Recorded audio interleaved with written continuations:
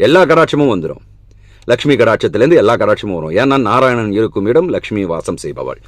So இப்படி இருக்கும்பொழுது அவர் அந்த மாதிரி சொன்ன உடனே இல்லை நீ கேட்டு தான் ஆகணும், எனக்கு என்னுடைய திருப்திக்காக அப்படின் போது, எனக்கு எதுவும் வரம் தேவையில்லை, ஆனால் எனக்குள்ள ஒரு சில சந்தேகங்கள் இருக்குது, அதை மட்டும் கேட்கட்டுமா கிருஷ்ணா, தப்பாக எடுத்துக்காத அப்படின் போது கேளு அப்படின்வாரு. பாண்டவர்கள் உன்னையே நம்பினாங்க, நீ தான் உங்களுக்கு கதின்னாங்க, உன்னை கேட்காம ஒரு செயல் கூட அவங்க செஞ்சதில்லை. அப்படி இருக்கும் பொழுது இந்த பகடை ஆடினாங்கல்ல, அதாவது தாயம் உருட்டி போட்டு, இந்த பகடை ஆட்டத்தில் அவங்கள ஏன் நீ தோக்கடிச்ச? அவங்க எல்லாத்தையும் இழந்தாங்க, நாடு நகரம், அவங்க தம்பிமார்களை எல்லாத்தையும் தர்மம் இழந்தான். அவன் பொண்டாட்டிய கூட, அதாவது அது குல விளக்கு, அவங்களுடைய மனைவியை கூட அவங்க இழந்தாங்க.